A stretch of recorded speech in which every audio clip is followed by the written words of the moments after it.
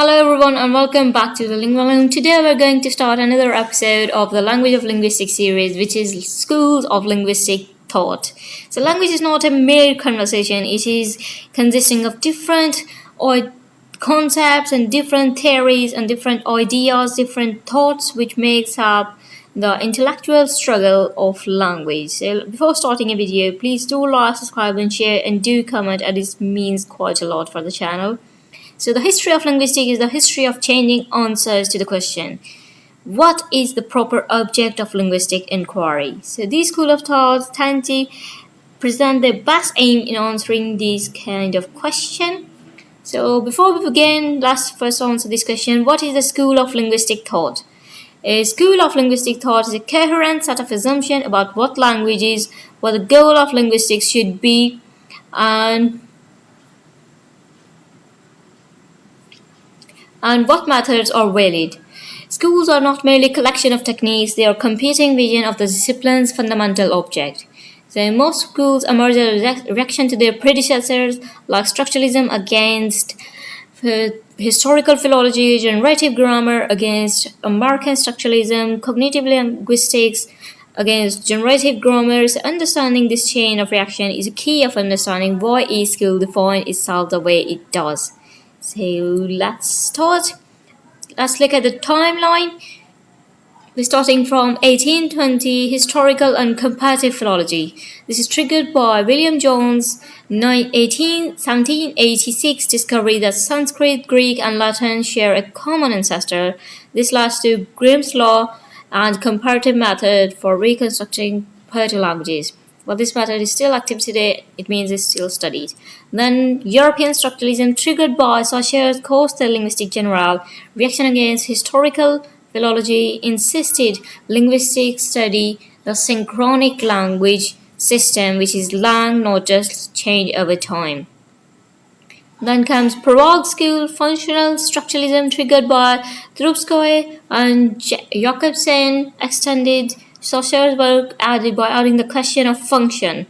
So said not just what elements are, but what they do, found in modern phonology, and the concept of phoneme and functional unit is still active today. Then comes American structuralism, which is descriptive in nature, in 1933, triggered by Bloomfield's language work, which is written in 1933. Behaviorist science demanded that linguistics exclude unobservable mental state and meaning entirely, describe language only through distribution of elements. Then coming to 1933, this school of thought is Glossematics,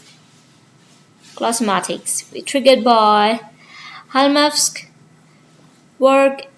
The most radical extension of Saussure sought to make linguistics purely algebraic, formal science with no dependence on sound or meaning as a substance. Then coming to the next school of thought, which is generative or transformational grammar, triggered by Chomsky's syntactic structure, written in 1957, direct attack on American behaviorism, argued linguistics must study the mental grammar of language, and the language is innate. This is Chomsky revolution. Then coming to 1972, Sociolinguistic School, triggered by Lebow's sociolinguistic pattern, challenged Chomsky's idealized homogeneous speaker, proved that language variation across social classes is structured and rule-governed, not randomized. Then coming to 1975, Relevance Theory, Neo-Gricean pragmatics, triggered by Grice, logic and conversation, asked how do hearers infer what speakers mean beyond what they say. So Sparber and Wilson replaced Grice's four maxim with a single principle of relevance. Then coming to cognitive linguistics, triggered by Lakoff and Johnson's metaphor with live by, and Langaker's cognitive grammar, reaction against Chomsky's autonomous syntax, argued that language reflects embodied human cognition, not innate formal rules. Then coming to cognitive semantics, 1982, triggered by Filmer's frame semantics and Fauconier's mental space. Meaning is not just condition, it is conceptual frame, mental space, and embodied conceptual structure. directly challenged formal semantics. Then coming to 1985, which is school number. Well, the numbering are quite wrong, so let's forget about that. So, semantic functional linguistics, triggered by Halliday's introduction to functional grammar. Language is a social semiotic. Every utterance simultaneously serves three fundamental meta functions: ideational, interpersonal, and textual, rooted in Prague School functionalism. Then coming to 1988, which is construction grammar, triggered by Fillmore and Goldberg. Grammar is not abstract rules plus a lexicon. It is a network of construction, each a form meaning pair. Every language formed morpheme to sentence is a symbolic unit. Then came 1993 Optimality Theory, triggered by Prince and Samansky, replaced phonological derivation rules with ranked, violable, constraint evaluated in parallel. Which is generative, generates candidate, evaluation, we'll discuss it in later. Selects the optimal one. Language differs in how they are ranked the same universal. Language differs in how they rank the same universal constraints. Moving on to the last school of thought, which is also in 1993, the Minimalist Program, triggered by Chomsky, post-GB simplification. The entire syntax reduced to one operation, which is merge. Asked not just what grammar is, but why it is, has the design it does. Elegance and economy as theoretical virtues. So these are all the school of thoughts. Total in number that are, well, how many are they? I think there are 14 school of thought. So let's move forward. Okay, I scrolled quite a lot. Let's go back. So the chain of influence, who reacted to whom? No school emerged in vacuum. Well, this diagram shows that how one influenced another or the reaction. So solid grow golden, gold arrow, this one. Okay, this arrow indicates direct influence. Dashed red line arrow indicates critical reaction or deliberate break. So remember it. Gold arrow indicates direct influence. Red arrow indicates critical reaction. So this is the whole diagram. Historical or comparative philology will directly influence European structuralism and wait a second. American structuralism. Well, first look at European structuralism, which directly influenced Prague School and Glossematics. Then Prague School directly influenced systematic functional linguistics and sociolinguistics. Then sociolinguistic influenced relevance theory. Then coming to American structuralism, reacts against generative grammar, which reacts against cognitive linguistics. And generative grammar directly influences Minimalist Program plus Optimality Theory. Then coming to cognitive linguistics, which directly influence construction grammar and cognitive semantics. So this is the whole chart. You can remember it and keep it, save it for future remembrance and keeping in mind. Then let's explore each and every school of thought. The first one, 1820, still present, historical and comparative philology. Also comparative linguistics, diachronic linguistics. Well, the main contributors are, let's look at them first. So William Jones, Jacob Grimm, then August Schleicher, then Carl Bergman, then, well, these are the ones.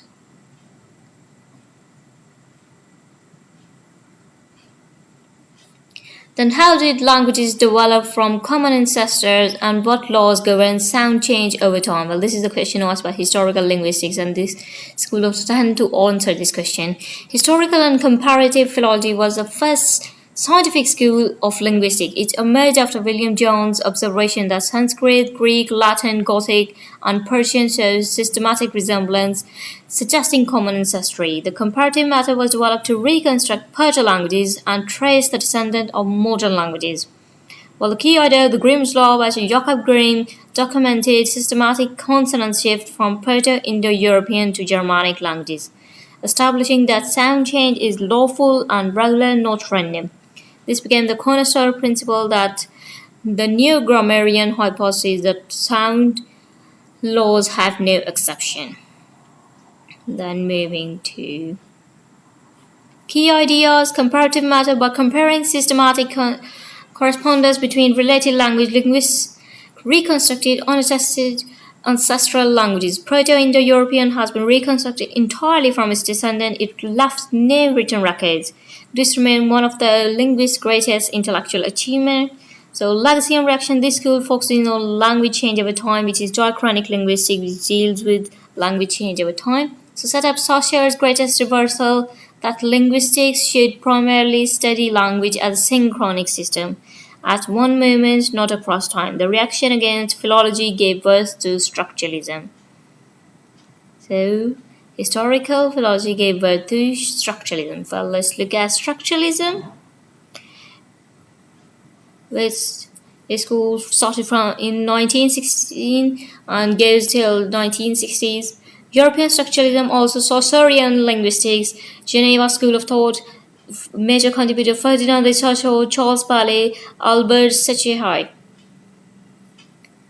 And let's look at the question that is asked by this school of thought. What is the internal structure of language system and how do its elements gain meaning through relations to each other?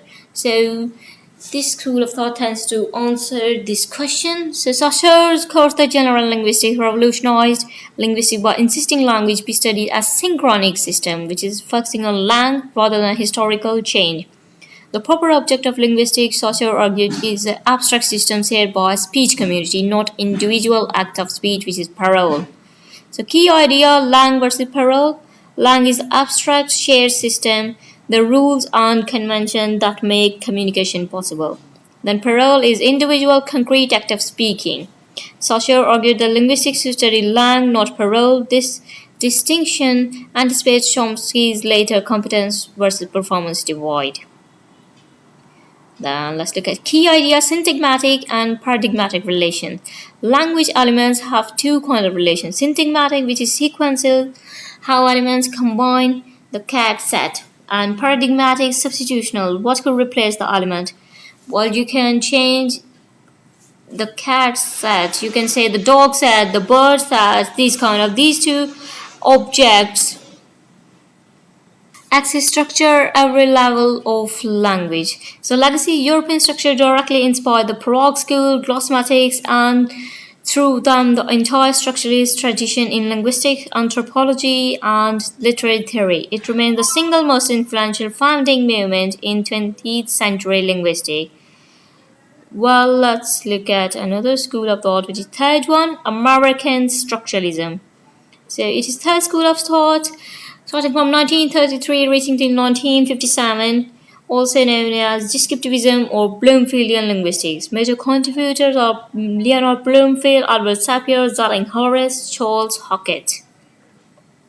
So this school of thought tends to answer the question asked, which is how can we describe any language objectively and scientifically without appealing to unobservable mental state or meaning. American structuralism, shaped by Bloomfield's behaviorist framework, sought to describe language with scientific rigor by avoiding all reference to mental state or meaning, both considered unobservable and therefore unscientific. The goal was purely distributional description, which is where do linguistic animals occur relative to each other. So the key idea of distributional analysis is elements of language are classified by where they can occur relative to other elements. Their distribution, phonemes, morphemes, and construction are identified through substitution and computation tests without appealing to meaning. Zalling Horace formalized this into transformational analysis, which directly inspired Chomsky. So the key ideas are and linguistic relativities, Edward Safford took a different direction, linking language to culture and cognition. His work with Worf on linguistic relativity, which is Edward Safford's hypothesis that language shapes thought, stands apart from Bloomfield's strict behaviorism and influence anthropological linguistics. So, what it provoked, American structuralism exclusion of meaning and mind made it vulnerable to Chomsky's critique that no distributional grammar could account for infinite productivity and creativity of human language, the fundamental mark that grammar must explain. So, let's look at another school of thought, Prague School of Thought, which is the first school of thought started in 1926 and still is present. Prague School thought consisted of Nikolai Trubetskoy, then Roman Jakobson, then Jan Makarovsky. So the question asks you, what function do linguistics elements serve? How do language fulfill communicative, expressive, and poetic purposes simultaneously? So the Prague Linguistic Circle, founded in 1926, extended Chaucer's structuralism in crucial direction function, where Saussure described formal relation between elements. Prague School asks what those elements do. Trubetskoy founded modern phonology by defining phoneme functionally, a sound distinction that made a meaning difference. So the key idea, functional phoneme is while Trubetskoy's work defined the phonemes by its function, two sounds are direct or distinct phonemes if substituting one by another changes meaning. A minimal player, p and b are phonemes in English because bat and bat. This functional definition is now standard. So let's look at key idea. So Roman Jakobson proposed 6 functions: referential, expressive, cognitive, phatic, metalingual, and poetic. Every utterance activates multiple functions simultaneously. So the legacy of Prague School is that directly influenced Halliday's systematic functional linguistics, discourse analysis, and the study of language in context. Jakobson's poetic function shaped literary theory and semiotics for decades beyond linguistics. Let's look at the fifth school of thought, which is Glossematics, started from 1943 till 1960s, also known as Copenhagen School. The major contributors are Louis Halmsal and Hans-Jürgen Older. Well, they're not English names, so that's why they're different. So this attempt to answer the question, can linguistics be formalized into a purely abstract algebraic theory, free from any dependence on phonetic or semantics? So this school of thought took Sociostructuralism to its most radical extreme, arguing that linguistics should be purely formal, algebraic science describing abstract relations between linguistic elements without depending on substance. The sign is a function between expression and context. Key ideas are that it replaced socio signified and signified with more elaborated framework, which is the expression plane and the contact plane, each divided further into form and substance. This framework was adopted by semioticians, including Ronald Barthes and Umberto Eco, for beyond linguistics. Key ideas are that this aims for immanent analysis describing language purely from within, without reference to external reality, phonetics, or psychology. Admired for its logical rigor, this extreme formalism limited its empirical application, and the school has few direct successors. Legacy is that it is a faded school where expression context distinction was absorbed into semiotics and structuralist literary theory. His framework influenced Grammar's narrative semiotics and remains a landmark of theoretical ambition in the history of linguistics. Let's look at, wait for some time.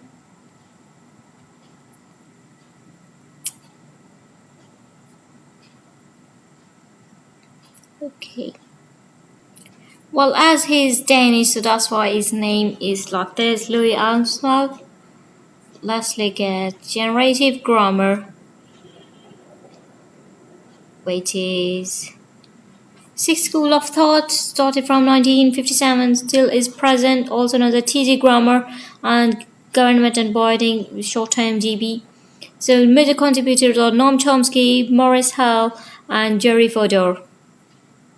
The question asks you, what is mental grammar? The infinite system of rules that allows humans to produce and understand an infinite number of sentences. So Chomsky's word triggered Chomskyan revolution, a reorientation of linguistics toward the mind. The proper object of linguistics, Chomsky argued, is the internalized grammar, which is our language, the mental system of rules a speaker unconsciously know, not an external corpus of utterances. So the key idea is sentence has two-level deep structure and a surface structure. Transformational grammar maps deep to surface structure. For example, John was seen by Mary and Mary saw John share the same deep structure despite different surfaces. You can check about deep and surface structure from our syntax video if you want to know in detail. So the key idea is that Chomsky proposed that humans are born with an innate language acquisition device specifying universal grammar, the universal properties of all human languages. This explains why children acquire language rapidly despite the parity of stimulus. Then what is its reaction against? A direct explicit attack on American structuralism behavior.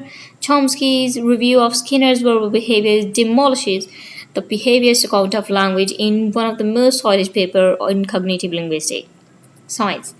The revolution was intellectual and rhetorical, not merely technical. Then comes cognitive linguistics.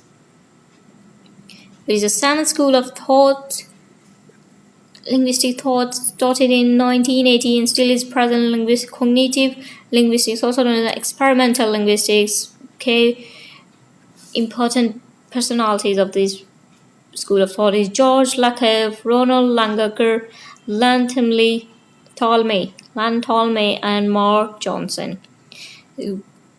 This school of thought aims to answer the question, which is, how is language shaped by human cognition and embodied experience rather than an innate and autonomous formal rules? So cognitive linguistics emerged in the 1980s as a broad reaction against generative grammar's autonomy of syntax thesis. The claim that grammar is an independent formal module separate from meaning and cognition. Cognitive linguistics argued that language reflects how humans perceive, conceptualize, and interact with the world. So the key idea is conceptual metaphor. Lakoff and Johnson demonstrated that metaphor is not literary device, it is fundamental cognitive mechanism. We understand abstract domains through concrete ones. For example, this is the example, argument is war. He attacked every weak point, time is money. These are conceptual metaphors. Then coming to key ideas, Langacker's cognitive grammar. Langacker argued that grammatical structure is meaningful through and through, not abstract and autonomous. Every grammatical construction is a symbolic unit pairing form and meaning. There is no level of pure syntax diverged from semantics. So this is the direct challenge to generativist architecture. So what is this reaction against? A deliberate break from Chomsky's module, innate and formal approach. Cognitive linguistics rejected the autonomous syntax module and universal grammar as a species-specific biological organ, arguing that instead that language emerges from general cognitive capacities shared with other species and domains. Then comes systematic functional linguistics. Eighth school of thought, starting in 1985, still is present, also known as Hallidayan linguistics. Major contributors are Amike Halliday, Michael Alexander Cakewood Halliday, then Ruqayya Hassan and Christian Matheson. Major question asked by this school of thought is, how does language simultaneously fulfill multiple social functions, representing the world, initiating relationships, and organizing messages? So Amike's This one is SFL, which is Systematic Functional Linguistics, views language as a social semiotic, a meaning-making research shaped by the social context in which it is used. Grammar is not a set of formal rules but a network of choices. Speakers select from system of options to achieve communicative goals. Every utterance simultaneously fulfills three meta functions. Key idea is the three meta functions. First one is ideational meta function, second one is interpersonal meta function, and third one is textual meta function. You can pause the video and read them if you want. Then key idea, language as choice. Grammar is a network of systems, each offering a set of options. Every text represents a path of choice through this system. These systematic views explain why grammar and meaning cannot be separated. Every grammatical choice is simultaneously a meaning choice. So contrast with Chomsky, SFL is a more sustained theoretical alternative to generative grammar. When Chomsky focuses on sentence and individual mind, Halliday focuses on discourse, text, and social context. SFL has an enormously influence in applied linguistics, language acquisition, and critical discourse analysis worldwide. Then coming to ninth school of thought, which is Sociolinguistics as a school. Started in 1972, still is present. Major contribution are William Labelle, Peter Trudgill, Dalheims, and John Gumps. How this school of thought aims to answer the question, how does language vary systematically across social groups, and why is variation itself a structured, rule-governed phenomenon? So sociolinguistics as a theoretical school presents a principled insistence that linguistic variation is not noise to be filtered out, but systematic data about social embedding of language. Labelle's urban dialect study demonstrated that phonological variation correlates lawfully with social class, style, and context. Key idea is language variation is structured. Labelle showed that variable pronunciation of post-vocalic r in New York City correlates systematically with social class and attention to speech. Variation is not random, it is socially patterned. This challenges the Chomskyan idealization of homogeneous speech community as the object of linguistics. So, key idea, communicative competence. Dalheims argued that Chomsky linguistic competence known the grammar is too narrow. Real communicative competence include knowing when, where, and how to use language appropriately in social context. This concept became foundational in applied linguistics and language education. So, what is this reaction against? A direct challenge to Chomsky's idealized homogeneous speech community. Sociolinguistics argue that this fictional ideal excludes the most important fact about language, how it actually function in real social life across real speakers with real variation. So this is the ninth. Let's go to the 10th school of thought, which is Relevance Theory. Started in 1975, still is present, also known as post-Gracian pragmatics. Major contributors Paul Grice, Dan Sperber, Deirdre Wilson, and Stephen Levinson. This question asked by the school of thought is, how do hearers recover the intended meaning of an utterance given what is said always falls short of what is meant? So Paul Grice, 1975, Logic and Conversation, established that communication involves not just encoding and decoding linguistic meaning, but inferring speaker intention. So he proposed cooperative principles and four maxims, which are quantity, quality, relation, and manner, that speakers follow and the hearer exploits to make inferences, which is implicators. Key ideas, conversational implicators. When someone asks, can you pass the salt? They are not asking about your physical ability. The implication inferred meaning is a request. So Grice showed that the gap between what is said, sentence meaning, and what is meant, speaker meaning, is bridged by rational inference governed by the maxims. Let's look at key ideas. Relevance theory. Sperber and Wilson replaced Grice's four maxim with a single cognitive principle, which is relevance. Every act of communication creates a presumption of optimal relevance. that the benefits of processing it outweighs the effort. Comprehension is finding the interpretation consistent with its principle.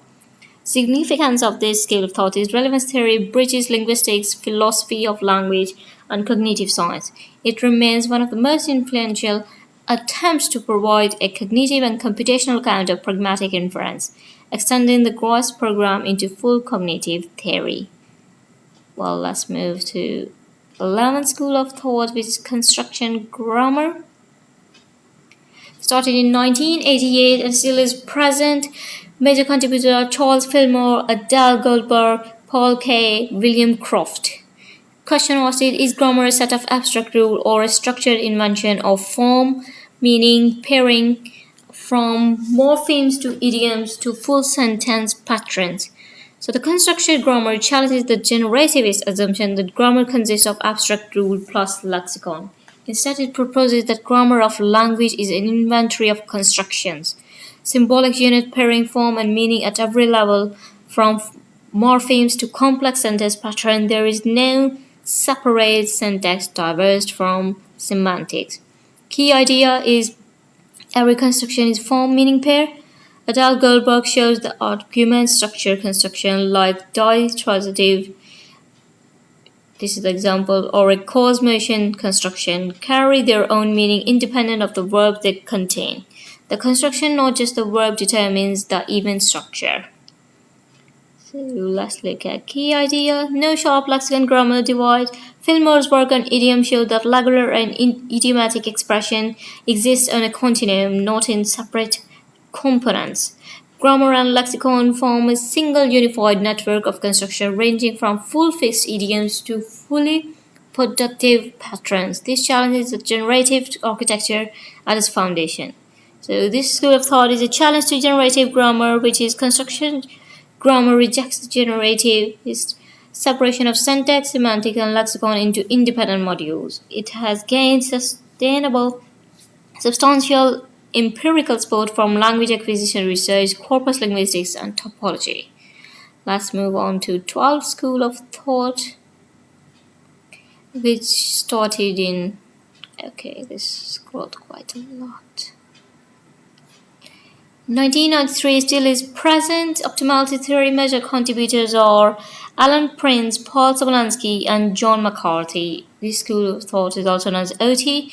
Rather than rules that drive output step by step, can grammar be modeled as optimal satisfaction of ranked valuable constraint?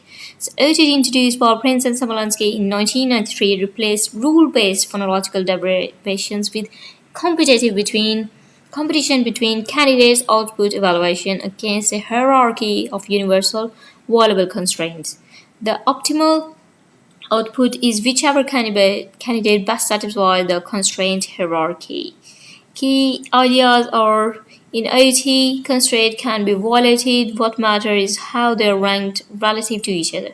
A high-ranked constraint blocking complex syllable onset produce simpler syllable structure even at the cost of violating a rare-ranked faithfulness constraint.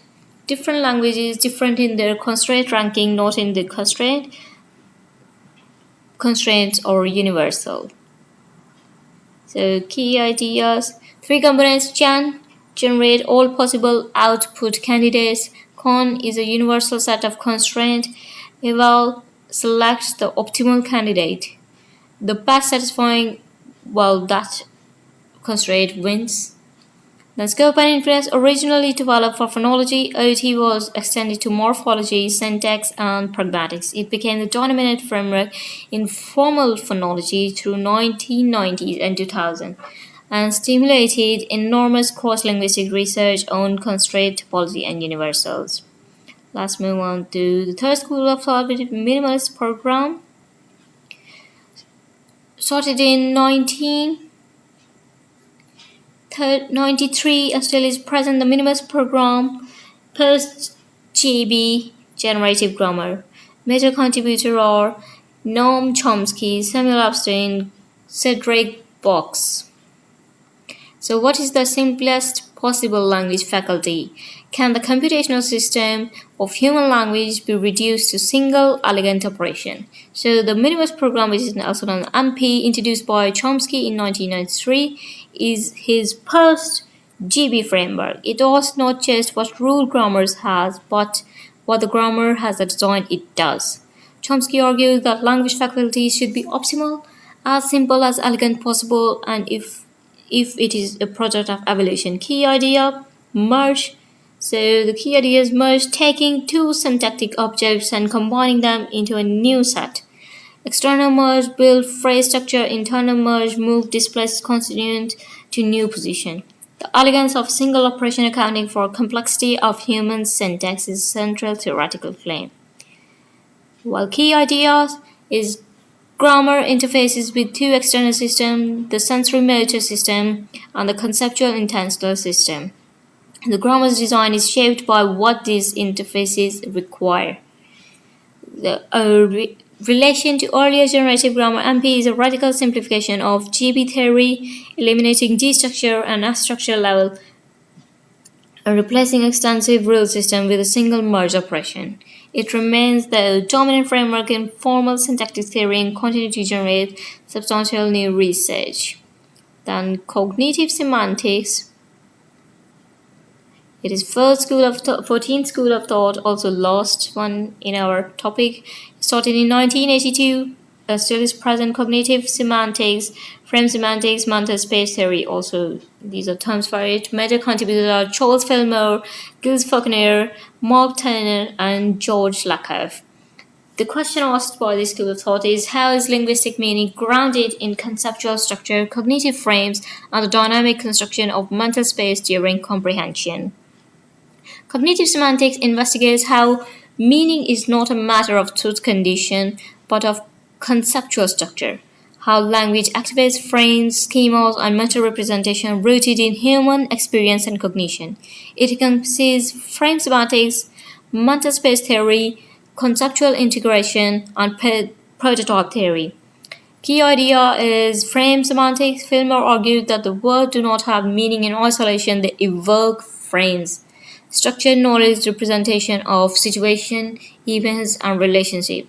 The word buy evokes a commercial transaction frame involving buyer, seller, good, and money. Understanding a word means activating its frame.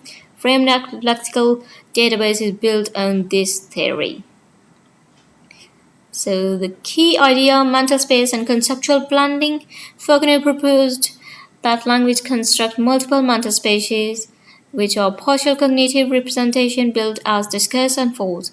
Faulkner and Turner extended this to conceptual blending theory. Elements from distinct mental spaces are projected into a blended space, producing emergent meaning that exists in neither input space alone. So contrast with formal semantics is cognitive semantics rejects the truth principle conditional model theoretical approach of formal semantics.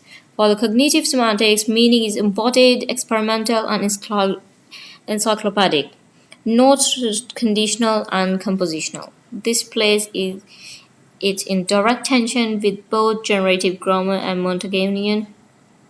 Montagovian formal semantics. So these are the 14 schools of thought that we have discussed.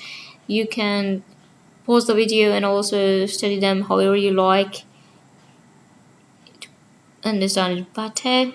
If you want a more detailed video on it in each school of thought, please do comment so we can know. So core assumption comparing all 14 schools. Let's look at this. We'll be comparing all 14 schools. Okay, this.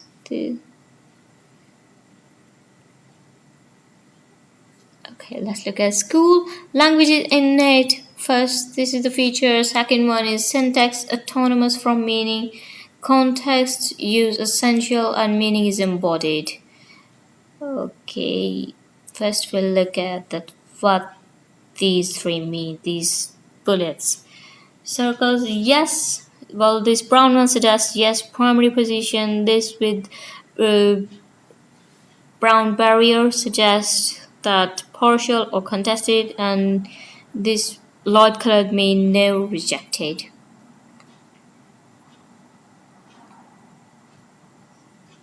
Okay. So historical philology, language innate, well, this does not concern with this. Then syntax autonomous from meaning, well, not required here. Then context use essential, sometimes we deal with this. Then meaning is embodied, well, no direct connection here. Then European structuralism, here syntax autonomous from meaning, this focuses this. Then American structuralism focuses on syntax autonomous from meaning. Prague School focuses on context, use essential. Glossematics focuses on syntax autonomous from meaning. Then Generative Grammar focuses on language and innate and syntax autonomous from meaning. Cognitive Linguistics focuses on context and use essential and meaning is embodied. Then Systematic Functional Linguistics focuses on context and use essential and sometimes meaning is embodied. Then Sociolinguistic School also deals with context and use. Relevance Theory, again, context and use. Okay.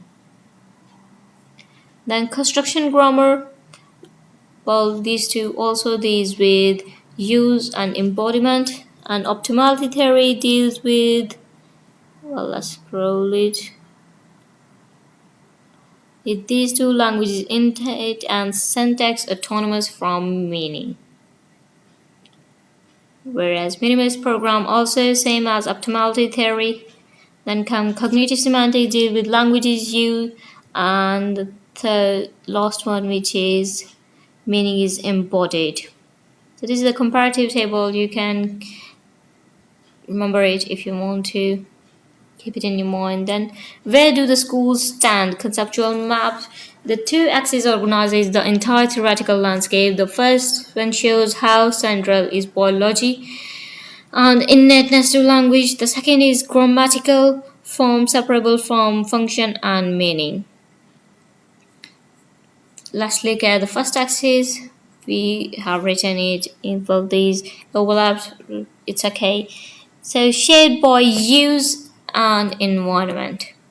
So these schools are thoughts or shaped by environment, and this focuses on innate biology specified. For Prague, SFL, sociolinguistic, cognitive semantics, and relevance, they are shaped by use and environment, whereas innate biological European structuralism, American structuralism, Glossematics, generative, minimalist, and OT, they are innate, they deal with this feature.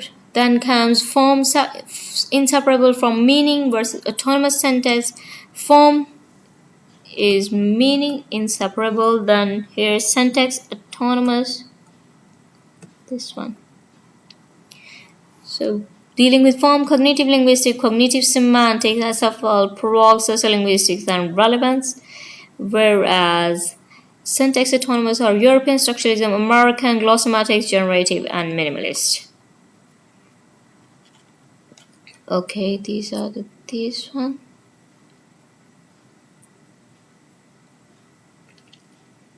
Let's move forward. So coming to the end, these are from where the data has been taken. These are the references. You can check out these works if you want to study them in more detail. That's it for today. This was quite a lot lengthy lecture for today, but we have covered the major school of thought. That is for today. I hope you understand it. Please do like, subscribe, and share, and do share your thoughts in the comment. What do you think about the topic, or what other topic should we cover about this school of thoughts in detail? Thanks for watching. Have a good day.